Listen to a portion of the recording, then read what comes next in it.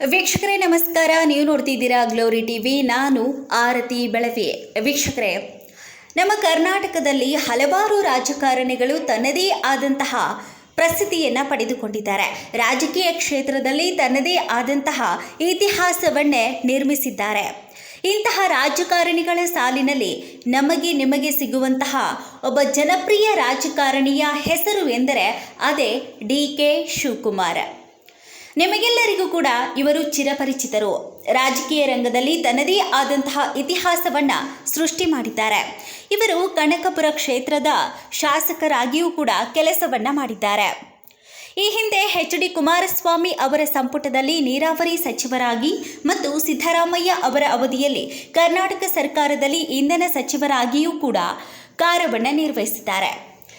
ಇನ್ನು ಡಿ.ಕೆ. ಶಿವಕುಮಾರ್ ಅವರು ಕರ್ನಾಟಕದ ಕನಕಪುರದಲ್ಲಿ ಮೇ 15, 1962ರಂದು ಜನಿಸಿದಂತಹ ಡಿ.ಕೆ. ಶಿವಕುಮಾರ್ ಅವರು ಕರ್ನಾಟಕದ ಪ್ರಭಾವಿ ರಾಜಕೀಯ ಮತ್ತು ಸಾಮಾಜಿಕ ಗುಂಪಾದ ಒಕ್ಕಲಿಗ ಸಮುದಾಯಕ್ಕೆ ಸೇರಿದಂತಹ ಪ್ರಮುಖವಾದಂತಹ ವ್ಯಕ್ತಿ.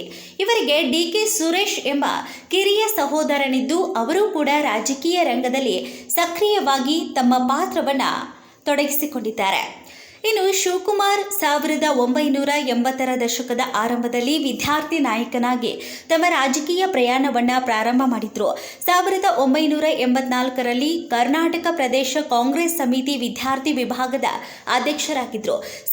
1989ರಲ್ಲಿ ಕರ್ನಾಟಕ ವಿಧಾನಸಭೆಯಲ್ಲಿ ಸಾತನೂರು ಕ್ಷೇತ್ರವನ್ನು ಪ್ರತಿನಿಧಿಸುವ ಮೂಲಕ ತಮ್ಮ ಮೊದಲ ಚುನಾವಣಾ ವಿಜಯವನ್ನು ಸಾಧಿಸುವ ಮೂಲಕ ಅವರ ರಾಜಕೀಯ ಆರೋಹಣ ಮುಂದುವರಿಯುತ್ತೆ. ಪ್ರಮುಖ ರಾಜಕಾರಣಿ 8 ಬಾರಿ ವಿಧಾನಸಭೆಗೆ ಯಶಸ್ವಿಯಾಗಿ ಮರು ಆಯ್ಕೆಯಾಗಿದ್ರು. ಇದು ಮತದಾರರಲ್ಲಿ ಅವರ ನಿರಂತರ ಜನಪ್ರಿಯತೆಯನ್ನ ನಮಗೆ ತಿಳಿಸಿಕೊಡುತ್ತೆ. ತಮ್ಮ ವೃತ್ತಿ ಜೀವನದ ಉದ್ದಕ್ಕೂ ಕೂಡ ಶಿವಕುಮಾರ್ ಅವರು ಕರ್ನಾಟಕ ಸರ್ಕಾರದಲ್ಲಿ ಹಲವಾರು ಸಚಿವ ಸ್ಥಾನಗಳನ್ನು ಅಲಂಕರಿಸಿದ್ದಾರೆ. 1999ರಿಂದ 2004ರವರೆಗೆ ಅವರು ಎಸ್.ಎಂ. ಕೃಷ್ಣ ಸರ್ಕಾರದಲ್ಲಿ ಗೃಹ ಖಾತೆ ರಾಜ್ಯ ಸಚಿವರಾಗಿ ಸೇವೆಯನ್ನ ಸಲ್ಲಿಸುತ್ತಾ ಇದ್ರು. 2013ರಿಂದ 2018ರವರೆಗೆ ಸಿದ್ದರಾಮಯ್ಯ ಸರ್ಕಾರದಲ್ಲಿ ಇಂಧನ ಖಾತೆ ಮತ್ತು ಬೃಹತ್ ಮತ್ತು ಮಧ್ಯಮ ಕೈಗಾರಿಕೆ ಖಾತೆಯ ಸಚಿವರಾಗಿಯೂ ಕೂಡ ಸೇವೆಯನ್ನ ಸಲ್ಲಿಸುತ್ತಾ ಇದ್ದರು. ಹಿರಿಯ ನಾಯಕ ಮತ್ತು ಕಾಂಗ್ರೆಸ್ ಪಕ್ಷದ ಸಕ್ರಿಯ ಸದಸ್ಯರಾಗಿ ಶಿವಕುಮಾರ್ ಅವರು ತಮ್ಮ ವರ್ಚಸ್ವಿ ವರ್ತನೆ ಮತ್ತು ಜನಸಾಮಾನ್ಯರೊಂದಿಗೆ ಸಂಪರ್ಕವನ್ನು ಬೆಸೆಯುವ ಸಾಮರ್ಥ್ಯಕ್ಕಾಗಿ ಗುರುತಿಸಲ್ಪಟ್ಟಿದ್ದಾರೆ. ತಮ್ಮ ಅದ್ಭುತವಾದಂತಹ ಶೈಲಿ ಮತ್ತು ಸಮಾಜದ ಹಿಂದುಳಿದ ಮತ್ತು ಅಂಚಿನಲ್ಲಿರುವ ವರ್ಗಗಳ ಹಕ್ಕುಗಳನ್ನು ಪ್ರತಿಪಾದಿಸುವಂತಹ ಅಚಲ ಬದ್ಧತೆಗೆ ಹೆಸರುವಾಸಿಯಾಗಿದ್ದಾರೆ. ಇನ್ನು ಶಿವಕುಮಾರ್ ಅವರು ಉಷಾ ಅವರನ್ನ ವಿವಾಹವಾಗಿದ್ದು ಅವರಿಗೆ 2 ಹೆಣ್ಣು ಮಕ್ಕಳು ಮತ್ತು ಒಬ್ಬ ಮಗನಿದ್ದಾನೆ. ಇನ್ನು ಡಿ.ಕೆ. ಶಿವಕುಮಾರ್ ಅವರು ವಿವಾದಗಳ ಹೊರತಾಗಿ ಇರಲಿಲ್ಲ.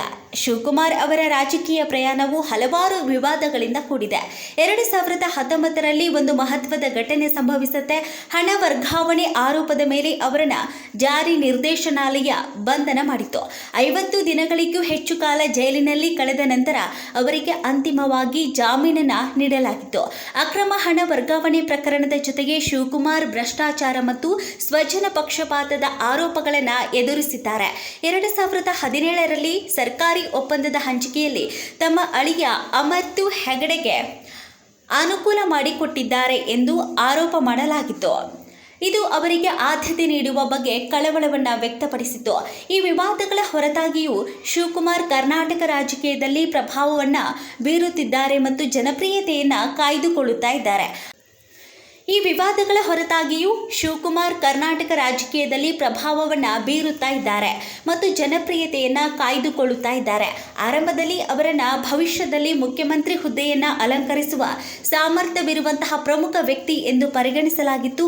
ಆದಾಗ್ಯೂ ಇತ್ತೀಚಿನ ನವೀಕರಣದಲ್ಲಿ ಸಿದ್ದರಾಮಯ್ಯ ಅವರನ್ನು ಶೀಘ್ರದಲ್ಲೇ ಕರ್ನಾಟಕದ ಮುಖ್ಯಮಂತ್ರಿಯಾಗಿ ಘೋಷಣೆ ಮಾಡಲಾಗುವುದು ಮತ್ತು ಶಿವಕುಮಾರ್ ಅವರನ್ನು ಉಪಮುಖ್ಯಮಂತ್ರಿಯಾಗಿ ನೇಮಿಸಲಾಗುವುದು.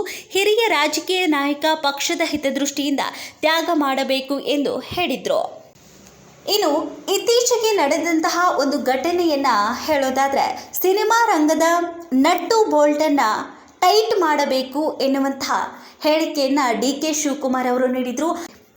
ಅದು ಇವತ್ತಿಗೂ ಕೂಡ ಚರ್ಚೆ ಆಗುತ್ತಾ ಇರುವಂತಹ ಒಂದು ವಿಷಯವಾಗಿದೆ. ಹೀಗಾಗಿ ಡಿ ಕೆ ಶಿವಕುಮಾರ್ ಅವರು ಜನಪ್ರಿಯತೆಯನ್ನು ಹೊಂದಿದಂತಹ ಒಬ್ಬ ರಾಜಕಾರಣಿ ಆದರೂ ಕೂಡ ವಿವಾದಗಳ ಹೊರತಾಗಿ ಇರಲಿಲ್ಲ.